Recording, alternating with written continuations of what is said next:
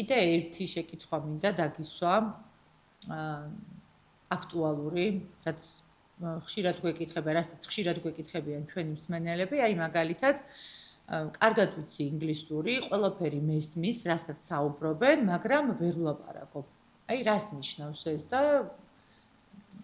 ხო, ეს როგორ საკმაოდ ხშირი გავუმკლავდით? არის და ამაში გასაკვირი არაფერი არ არის, პრობლემაც არ არის ეს რეალურად, იმიტომ რომ ეს ასე ისედაც უნდა იყოს და ასე ხდება იმ მარტივ მიზეზის გამო, რომ ბევრმა ადამიანმა არ იცის ის, რომ ენის ცოდნა, უბრალოდ ლექსიკური მარაგის ცოდნა იყოფა receptive and productive knowledge არსებობს ესეთი, უფრო რომ გავამარტივოთ აქტიურ და პასიურ ცოდნად. რას ნიშნავს ეს? აი მაგალითად შეიძლება შენ გქონდეს პასიური 5000 სიტყვის ცოდნის მარაგი, ამ 5000 სიტყვის ფარგლებში ყველაფერი გესმის, ადამიანი საუბრობს, ფილმს უყურებ, წიგნს კითხულობ, ყველაფერს იგებ, მაგრამ აქტიური გქონდეს მხოლოდ 500 სიტყვა და აი ესე რომ გჭირდება რომ უცებ მოგივიდეს, ანუ არ გახსენდება და ცოტა ხანი ფიქრი გჭირდება, ხო უფრო გიმარტივდება, აი დაუშვათ ალბათ გქონია ესეთი შემთხვევა, როცა წერ დაუშვა და დაწერა გჭირდება ან მეილის ან რაღაცა ნებისმიერი რაღაცის უფრო გიმარტივდება, იმიტომ რომ ის სიტყვები უფრო გახსენდება,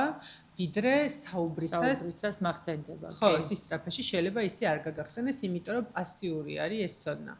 აქ მნიშვნელოვანი ის არის, რომ თუ სწავლის პროცესში ვარ, პირველ რიგში შევარჩიოთ ისეთი მეთოდი, რომელიც აი ამ აქტიურ ცოდნას აქტიურად იყენებს. აი მაგალითად, ჩვენი მეთოდი, ქალანის მეთოდი ზუსტად ამაზე არის, ხო? დაფუძნებული, რომ გაკვეთილზე ახალ სიტყვას, როდესაც გიხსნის მასწავლებელი, დაუყოვნებლივ გადაგაქვს პრაქტიკაში, წინადადებაში, კომუნიკაციაში იყენებ და ეს თავიდანვე ხდის აქტიურ სამშენ ცოდნას. ეს ერთი, მაგრამ მეორე ისიც უნდა ვიცოდეთ, რომ ეს არის ბუნებრივი და მუდმივი პროცესი, რა დონეზეც გაგვშენ შეხება იმ კონკრეტულ ლექსიკასთან და გაქვს აქტიური, იმ დონეზე არის აქტიური. შეიძლება დროთა განმავლობაში აღარ იყოს აქტიური და გადავიდეს პასიურში.